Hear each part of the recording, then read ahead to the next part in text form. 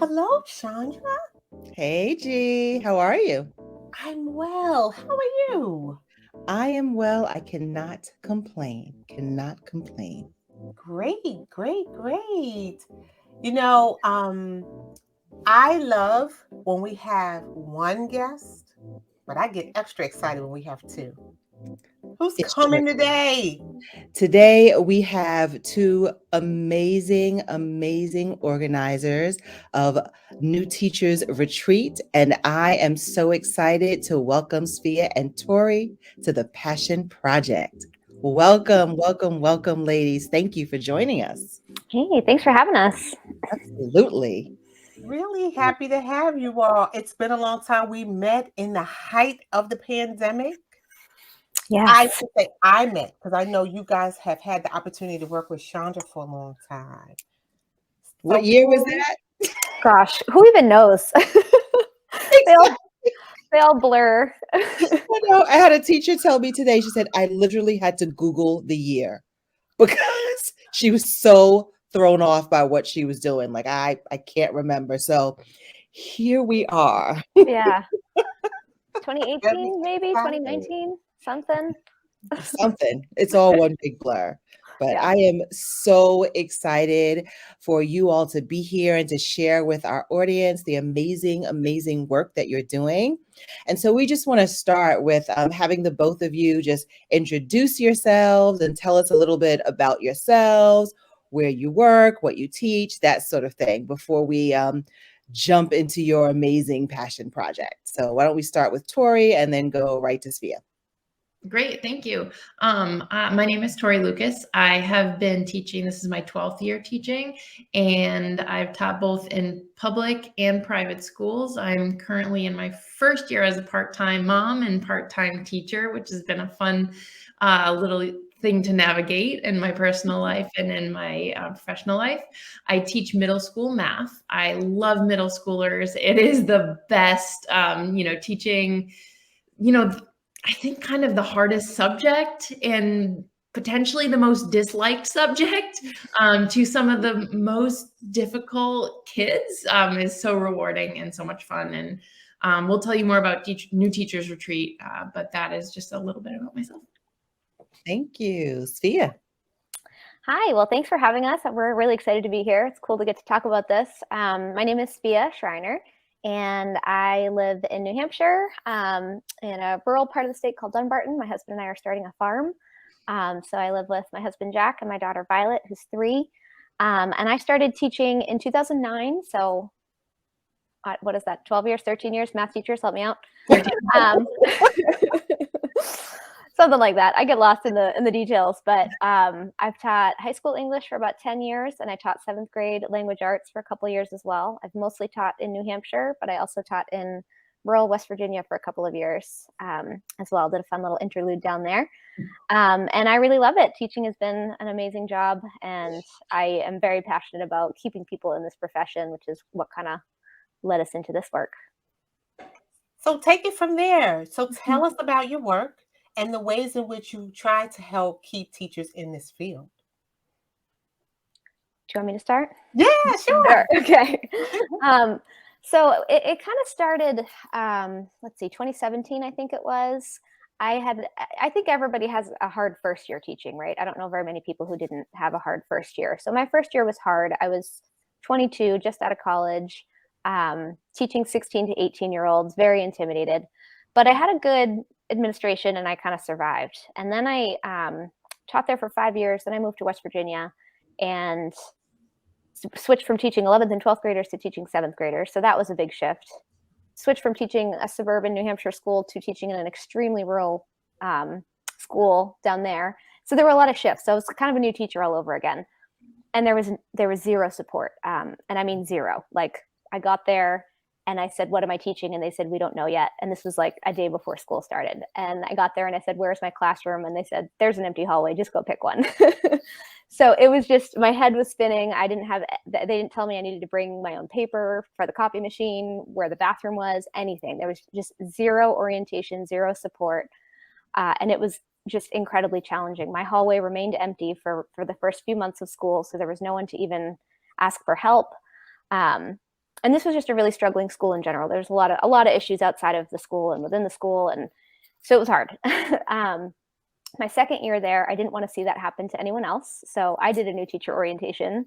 I came up with the whole program, and I mentored teachers for that second year that I was there, and I really, really enjoyed that. I was surprised. I didn't necessarily have aspirations to get into teacher development or anything, but I just saw, I knew how hard my first year was, and I knew how hard my second first year was down there, and I just didn't want to see that happen to others. So I tried to come up with some systems to improve that, and then we moved back up here, and my sister-in-law, Allie Stewart, she also had been working in Boston Public Schools for a few years, but her positions kept being cut. So she kept having these first-year experiences over and over. She would teach somewhere, and then the position would get cut. She'd teach somewhere else, different grade level, different subject, whatever.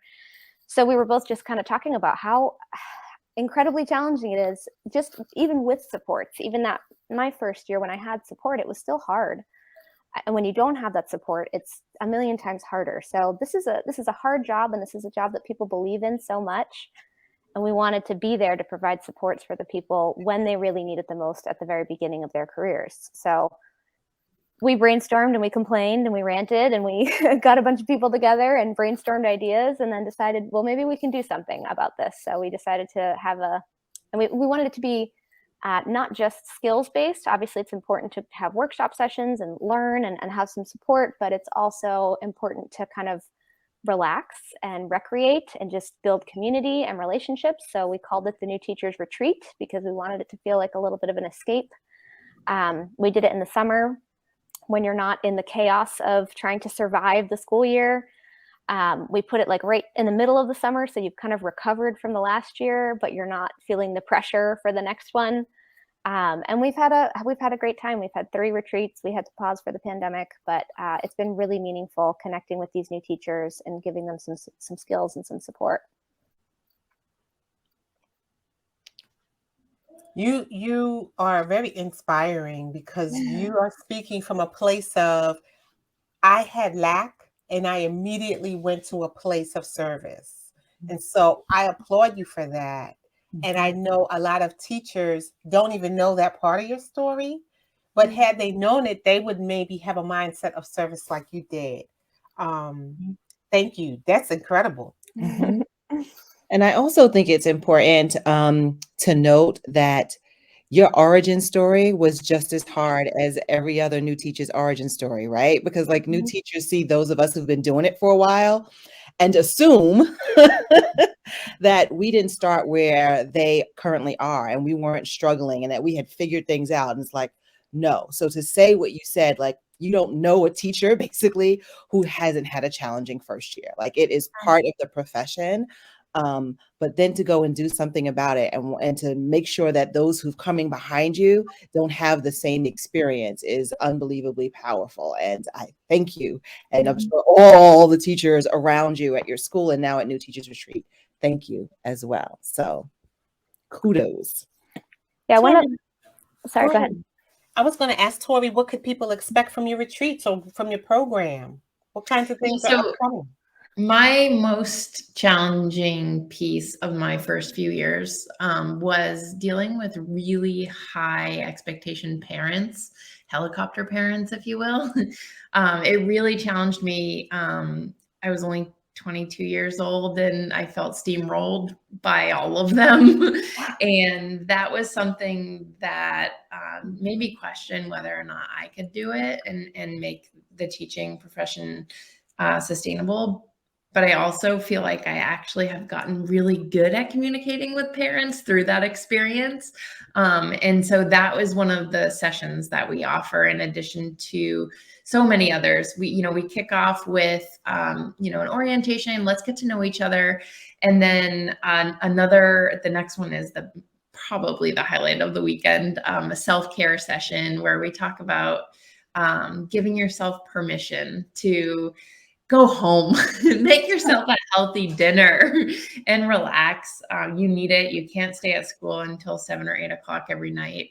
Another session that we offer is subject area networking, which I really love connecting with other math teachers, other special ed teachers connect, other ESL teachers connect, and they have the opportunity to just share resources and share the same struggles, and sort of bond over, I went through this thing. How would you handle this thing? What else have we offered in the past? We had a trauma sensitive classroom session in our last retreat that was popular. But we kind of cater it to what our participants feel they need. So we ask them as part of the registration process to tell us what was hard for you this year or in the past few years. It is open to educators in their first 5 years. So you're kind of a new teacher for a little while, not just that first year. And we ask just what are some of the things that you need support with, and we specifically seek mentors with who have expertise in those areas. So those are a couple of examples, but also, it's never set in stone. We want it to be custom to who's sitting in front of us. Yeah, I think one of the things that we kind of, it isn't officially called this, but a lot of times some of these sessions just turn into kind of therapy, group therapy, where we just all share. One of my favorite things that we do in the orientation is the mentor teachers all get up and share a time that they messed up or had some embarrassing mistake and just like we're appalled, so that we're all kind of on the same field. Like, we really don't think that there are, experts and we're imparting this wisdom. We're just people who've been doing it for longer. So we want to make sure that people feel comfortable being vulnerable, because I remember when I was first starting out, I was young and I was insecure and I was terrified that people were going to figure out that I didn't know what I was doing. So I was afraid to ask for help, and I needed help. So we make very clear at the beginning of the retreat that this is a place where you can ask for help. We have all messed up. We've all done stupid things that we've regretted. And it's a safe place to really share and open up about those struggles. Another thing that we offer, which I find really helpful once you have your own classroom, it's classroom management, which is great in theory when you're an undergrad and you're like, yeah, that system really seems to work. And that idea seems like it would be great. I'm going to do that in my classroom. And then suddenly you're in the classroom and you're like, wait a minute, that was all just theory. And now I have these kids in front of me and I don't know what's going to work for these kids. So it's really helpful to kind of go back to the drawing board once you've been in a classroom for 1, 2, 3, whatever years, and to hear from people who have been doing it, like Svea said, for a while, saying, well, this is what's worked for me. And you can kind of pick and choose, what's gonna fit your classroom now that you know what it looks like and how it plays out day to day. So Tori, Svea talked to us a little bit about how she came to find that this is what she needed to do, right? Like, she really needed to start this retreat. And so I'm curious about your journey. Like, what led you to decide that you wanted to join New Teachers Retreat as well? Like, there are a gazillion things you could have done. Why is it that this work really touched you and called you? So Svea and I have known each other since elementary school. And when she was talking to me about this idea that she and Allie had, and they were looking for more people to onboard, I was like, yes, sure, I'll try it. And since then, it's kind of been an outlet for me in professional growth and a way to kind of grow myself as a leader, where I didn't see that as an opportunity in the school that I was in previously. So it was an outlet for me to take on a little bit of leadership that was not necessarily where I was at school, but outside of school, to have my own project. And it's been so much fun. And Tori brings so much. First of all, Allie and I are both English teachers, and we wanted to get some variety in that perspective. Obviously, Tori teaches math, but Tori also brings a neat perspective in having worked in independent schools. And one thing that we really wanted to emphasize in the retreat is that teaching is meaningful, challenging work, no matter where you are. We don't ever go over like a hierarchy of whose job is harder or whose job is easier. The challenges that Tori faced at independent schools are different than the challenges that we faced in urban schools versus rural schools, high school versus middle school versus elementary school. It's so different. The job can be so different depending on where you are. And we really wanted to have a variety of perspectives to offer that different levels of expertise that are needed. Very cool. Very cool. And I'm just thinking about the new teachers who are watching right now, right? And who are listening to your journey and in the midst of, I don't know, do we call it a post-pandemic? I don't even know what this is. I don't know. This place, this space. And they are thinking right now, I can't do this again. Like I cannot do this again. What would you tell them, given your expertise? What would you tell them about their journey? What would you tell them that they could find at the New Teachers Retreat? Why do they need to be there? Right? Yeah. Well, as I mentioned earlier, we do try to do recreation as well as instruction. There's a few things that we've done. So we mentioned like the self-care and the work-life balance. We've done like cooking demonstrations to give people skills to help cook for themselves. Tori brought the amazing chef from her school to come and teach a session on that. We go out bowling together. We just try and build in opportunities for people to really connect and find community.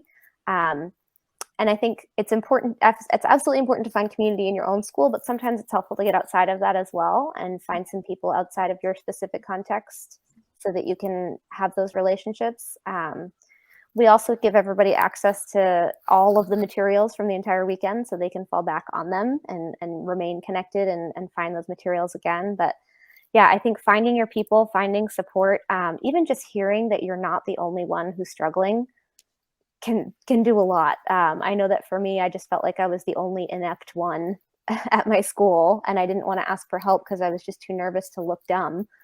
But when you get to this place and everybody is struggling and everybody has struggled, I think that really does a lot. And we have heard from at least one teacher who wound up working at Allie's school, who said that she may not still be in teaching if she hadn't come to our retreat. It just kind of help build her confidence and help her know that she's. One of the things that I've heard that has always stuck with me, and I don't know who said it or where it came from, but with teaching, it doesn't get easier, but you do get better at it. This is never going to be an easy job, I don't think. It's just the nature of it, but you really do get better at it. And if you can make it through those first couple of years, it's so worth it. But finding the support you need in those first years is critical to make it to the other side of that. And teaching itself can be so isolating that I can't imagine being. I mean, we were all new teachers over the pandemic and learning how to juggle hybrid or remote teaching or teaching inside your living room, with roommates. I mean, there's a lot of things that new teachers have gone through over the past couple of years that have made the job so much more isolating. And I do hope that they'll consider coming to see that there's light at the end of the tunnel and it can get better and it will get better. Yes, thank you so much. And, G, I'm really thinking about this idea of community and how often we talk about finding your tribe, right? And how important that is to our profession. And you've created a tribe that's ready-made for people that need it. There are people that can very easily and feel comfortable finding their tribe, but by offering a new teachers retreat, you're giving them kind of an opportunity to seek, a tribe of new. And some people really want people they don't know. They want to be able to unload and release and, use their voice to vent. I think you talked about that a little bit, Svea, and it's healthy. It's important to do that. I want to get back to kind of a point that Svea was addressing, and I think you too, Tori, impact. What do you want what impact do you want to make for the educators that come and participate in the retreat? I think one of the biggest takeaways from a lot of people having gone through the retreat is a deep sigh of relief, like, oh my gosh, I'm, like we said, not alone, but I also feel like refreshed and ready to try some new things in the classroom that maybe I hadn't considered before. I mean, in terms of larger impact, I think we'd like to kind of make an impact on that statistics that 1 of 5 educators will leave their career within the first 5 years, or half. I don't remember what the statistic is. Yeah, 50%. Yeah, they do.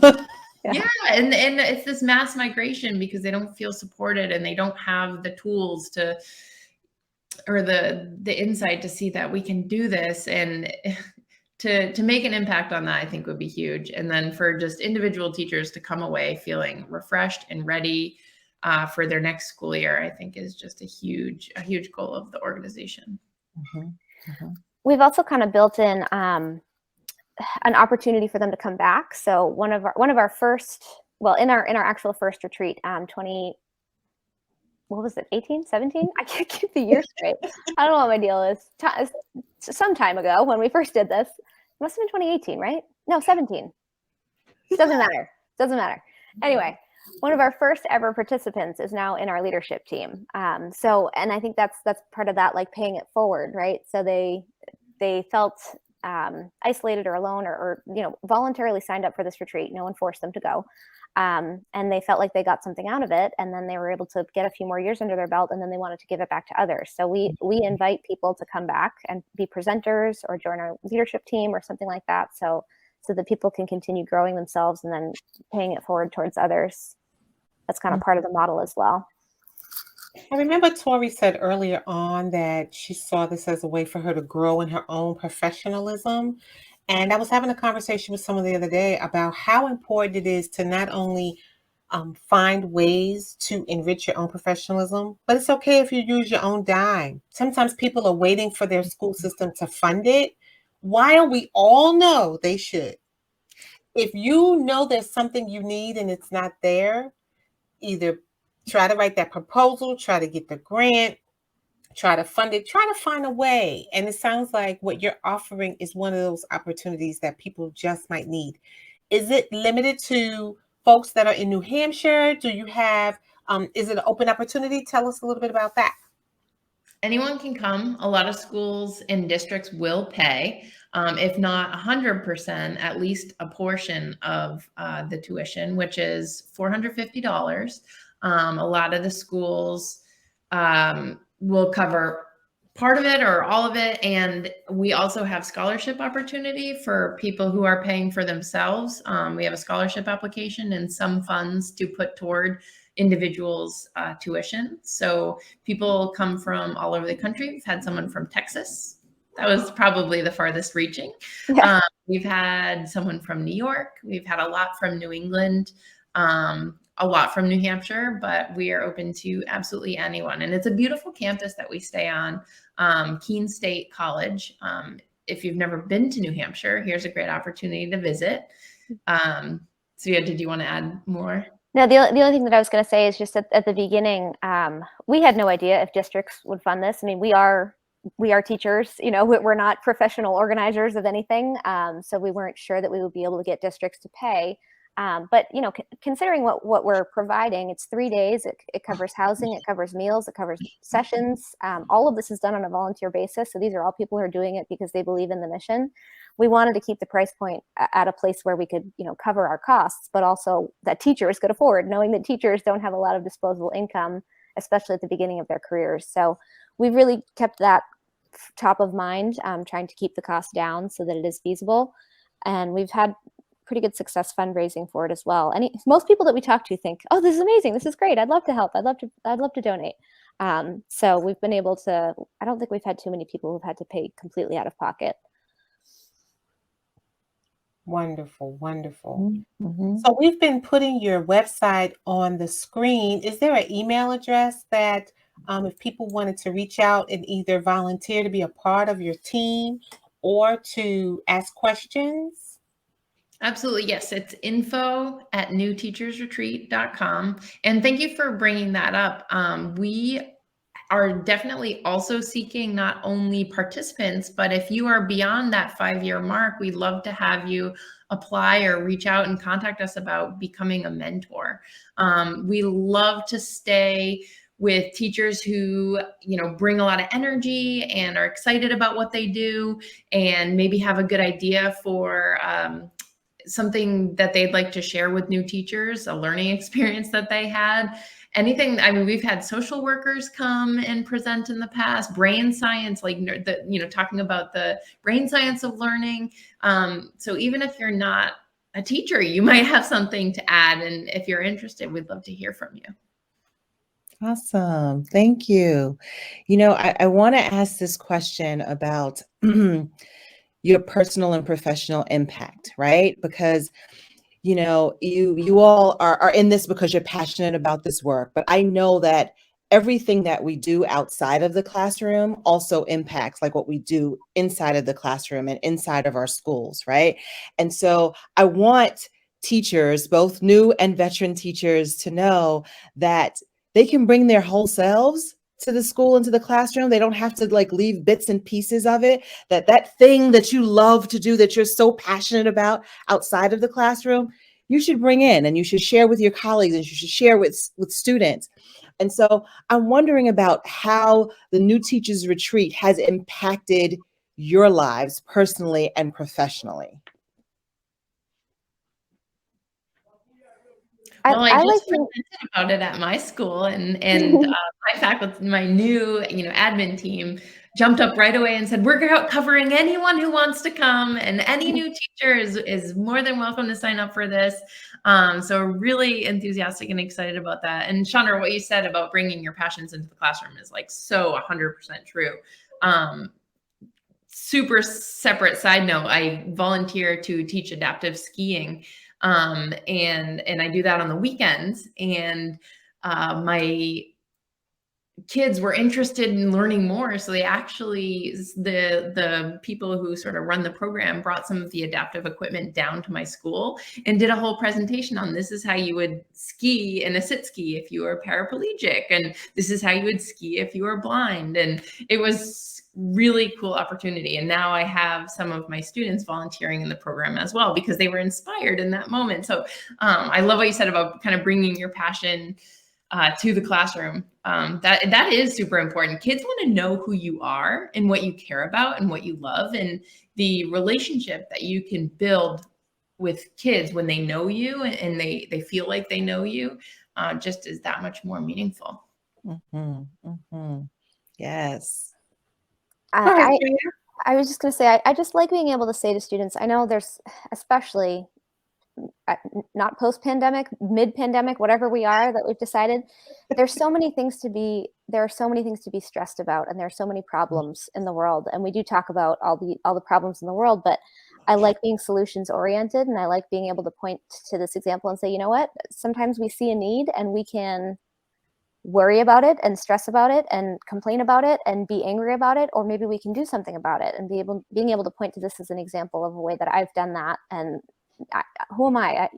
I'm a teacher, and I have these skills and I have these passions, and I wanted to do something with them, and I created a thing. And I like being able to point to that as an example of how we can do hard things and we can make a difference. And it may be small scale, it may be 15 people, helping each other out at Keene State College in the summer, but it makes a difference. And there are things we can do when we try and when we're willing to at least put ourselves out there.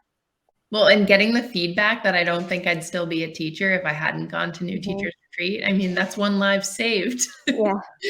No, there's more than one life. That's right. I remember my boss, when I was a mentor teacher, she said 26,000 kids are depending on you. She was talking to us as the mentor teachers, saying the impact we did with the teachers was impacting 26,000. And I'll never forget that, because it's true. You helped more than one. Exponential growth. That's exactly right. Because they steer more people to the retreat. They'll give that other person another opportunity to go, oh. They'll actually get to see, think of this, another part of our country. Like we've been, on lockdown and all kinds of restrictions. You're saying your retreats in New Hampshire, that's a new opportunity that adult now can bring to their work, to their life. And that's really important as well. Really, really important. Mm-hmm. And what amazing modeling it also is for our students, right? To Svea, I'm stuck with I saw a need. This was important to me. I went for it, right? Whether it's small, whether it's big, it's medium, right? Like I'm doing that. And isn't that a huge part of why all of us are teaching, right? Like so that we are actually a part of this amazing journey of creating well-rounded, wonderful, civic-minded, creative people, And this is like a perfect example, So thank you for also modeling for teachers, but also for students. I mean, you both spoke of being educators, having families. Spears talk about a farm. Oh, Lord. And so can you speak to the educator that's saying, I don't have time? What would you tell them? That's a tricky one to navigate, right? Because we want them to have balance, right? Find the balance. Yeah, that is definitely tricky. But if you're feeling burnt out, if you're feeling like you can't do this anymore, investing this 3 days could really make a difference in terms of the long haul. This really is a great career. You never get summer, you never get the yearly reset, the summers off, the vacation time with your family. There's not enough time for anything, but you have to make time for the things that are really important. And I think most teachers believe in this work and want to do this kind of work, and sometimes just need the extra encouragement, the extra boost. So finding ways to prioritize, re-energizing yourself and re-inspiring yourself is just so important if you're going to make it for the long term in this great career. Well, we have had a wonderful time with you ladies. We're excited. We know that our ties are bonded forever, from the time we spent in 2021 when you joined us in March.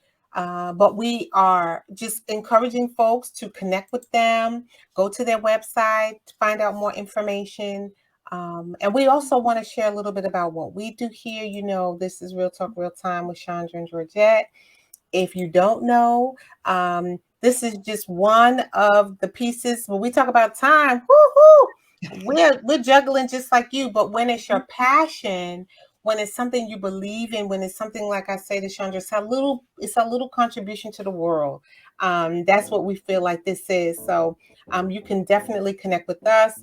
This and our other show, Reflections from the Heart, will appear on our YouTube channel. So we invite you to come and be a part of that. But we do want to bring this episode to a close. And we'd like to thank Svea and Tori for sharing their wisdom and the opportunity to be a part of the New Teachers Retreat. Thank you. Thank you guys so much. Thank you. Thank you. So until next time, bye-bye. Bye.